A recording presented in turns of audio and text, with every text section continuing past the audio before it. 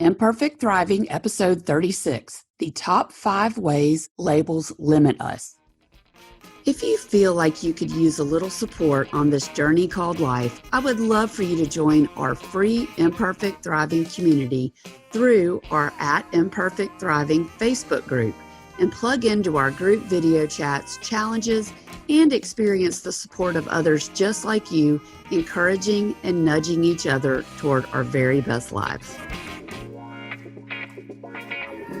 I'm Katherine Ely, former attorney turned licensed counselor and coach. Oh yeah, and recovering perfectionist. It wasn't long ago that my self-criticism and fear kept me from having the self-worth, confidence, and courage to make my life my own. Through life lessons learned and by going back to school in my 40s, I am finally enjoying my life in a way I never thought possible, and it is amazing. I want you right here with me. No need for you to go back to school either. I created this podcast to show you the way to the imperfect thriving kind of life, based on what you value, filled with self-worth, confidence, way more joy, and no more regrets. So let's go. As humans, we create labels. We need to label something to define it and understand it in relation to what we already know, to put something into context. Picture a file on the desktop of your computer.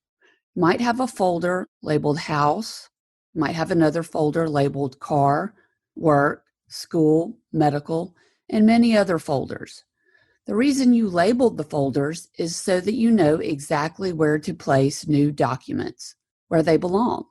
If you just had several folders with no labels, you would not know where to put information, and you would not know where to find it when you need it. This is how our brain works. When our brain receives new information, it does one of two things. It puts the information into an existing folder or creates a new folder for that information. Our brain either assimilates or accommodates. Assimilation occurs when we modify or change new information to fit it into our existing schemas or folders, what we already know. It keeps the new information or experience and adds to what already exists in our minds. In other words, if we have a file folder on a particular subject already in our brain, we may take similar information and modify it to fit it in that folder. We might have a folder labeled car, for instance, and when we receive a bill for car insurance, we will put it in the car folder instead of creating a new folder for just car insurance. That's assimilation. Now, the other option for our brain is accommodation. And accommodation is when we restructure or modify what we already know so that the new information can fit better. This is when we create a new folder.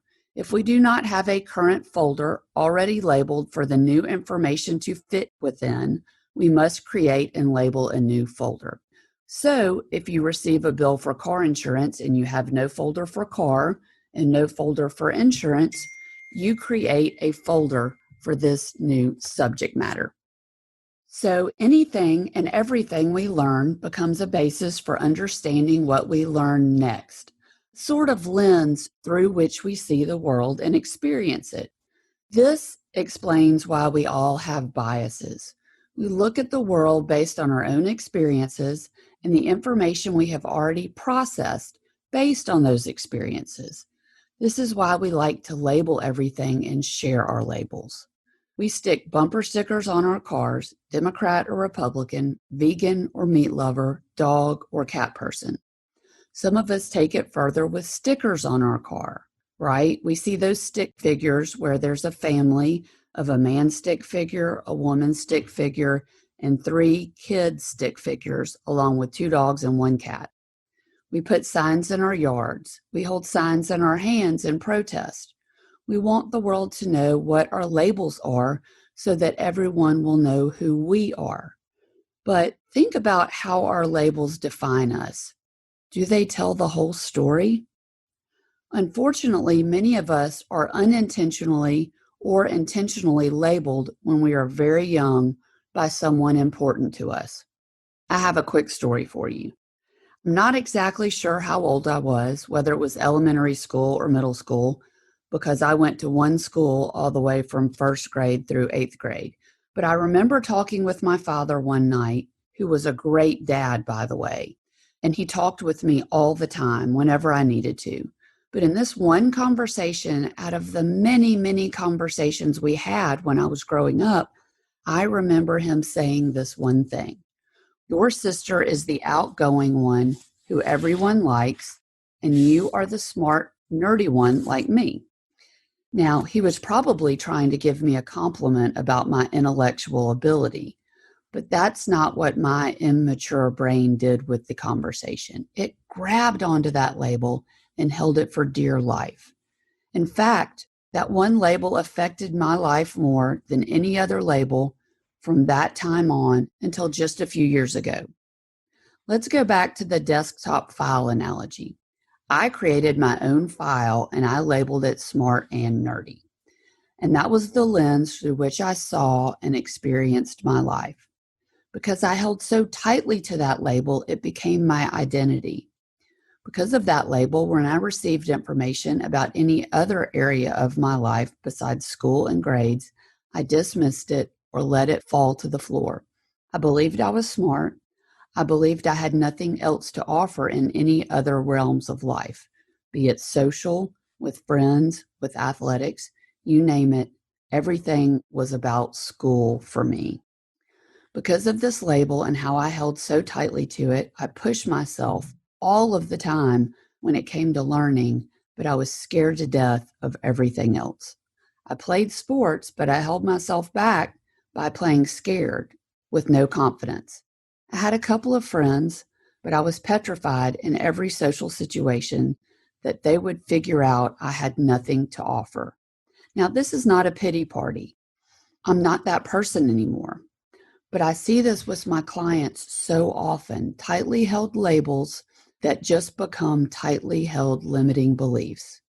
This story is not unique to me. Another example is Michael Phelps. Look what happened to him the minute that he was not swimming. Heavy drinking, DUI arrests, depression. He was lost. He didn't know what to do, and he didn't know who he was because his identity was so tightly wrapped up in Olympic world champion swimmer. Who was he if he wasn't doing that thing that earned him that label?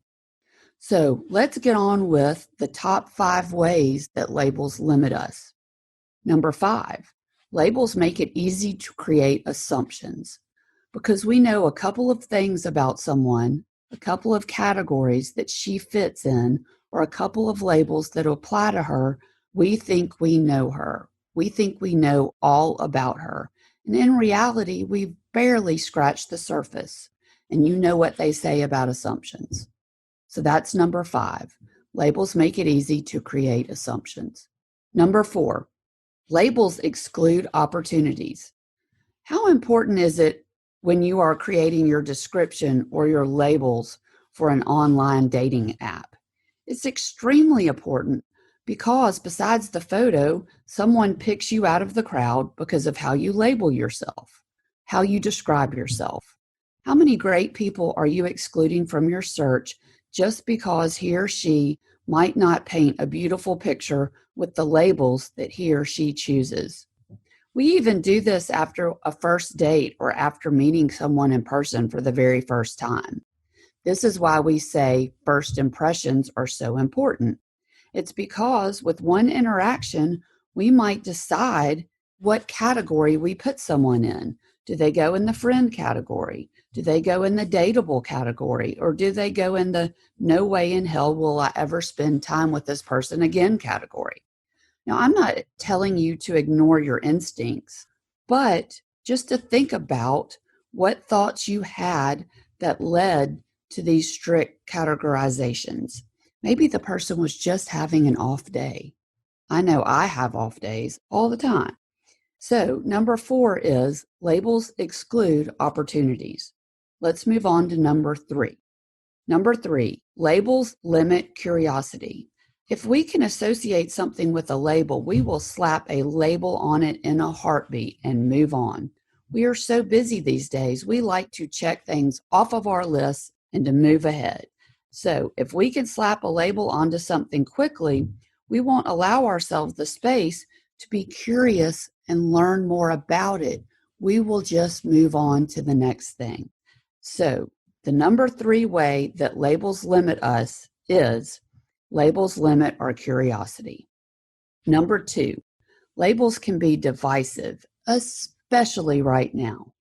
It seems as if choosing a label right now means that you are automatically the enemy of anyone else who does not associate with that label, Democrat or Republican, mask wearer and supporter, or supporter of not wearing masks.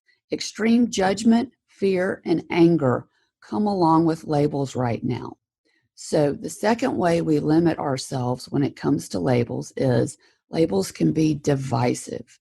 Now, labels can help us make sense of the world when we're young, and we need them to put everything into context and to understand it. But human beings are beautifully complex creatures, each one different from the next. So while labels can help us, if we hold tightly to any one label, it is easy to ignore the complexity of the person who shares the opposite label. It is easy to see them as someone to be feared or fought instead of someone with whom we also have many things in common. Labels can get in the way of seeing beyond those labels and seeing the actual person behind the label. And the number 1 way that labels limit us are, I'm going to take you back to my story from the very beginning. Labels help form and limit our identities. Think back to the story at the beginning. How much more enjoyment could I have taken from the first 48 years of my life if I had not created that label out of one conversation? What Michael Phelps has discovered now through therapy with a counselor is that there is more to him, there is more to his identity than just being a world-class Olympic swimmer. He is a father, he is a husband, he is a man with much more to offer the world than just his swimming. So, our labels can be rigid and absolute and can most definitely determine the course of our lives and what we allow ourselves to do. I do not hold tightly to my labels any longer. By doing so, I now allow constant change and growth in my life. It all begins with noticing your self-limiting labels. Start paying attention to how you categorize and label yourself. Do you have tightly held beliefs about yourself that don't allow you any room for curiosity and growth? Labels keep us stuck if we hold to them too tightly. If we think we know exactly who we are, we will not allow ourselves to change, to grow, to become who we want to be. Recognizing how you limit yourself with labels will help you recognize biases that you have formed in how you see others.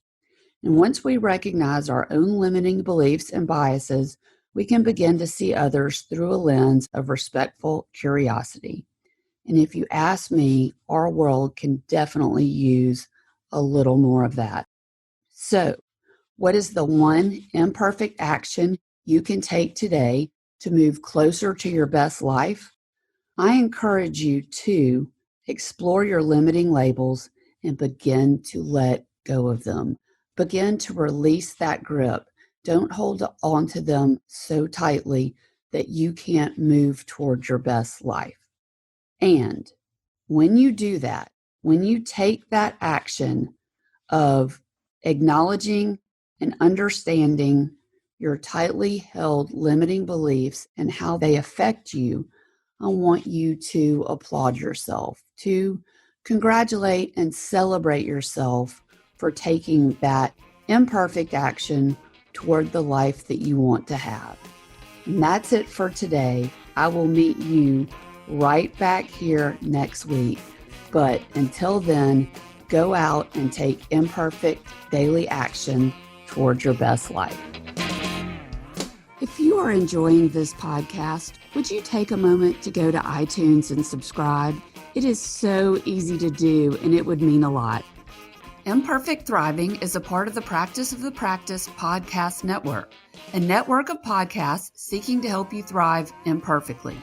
To hear other podcasts like the Bomb Mom Podcast, Beta Male Revolution, or Empowered and Unapologetic, go to practiceofthepractice.com/network. This podcast is designed to provide accurate and authoritative information with regard to the subject matter covered. This is given with the understanding that neither the host, Practice of the Practice, or guests are providing legal, mental health, or other professional information. If you need a professional, I encourage you to reach out to one.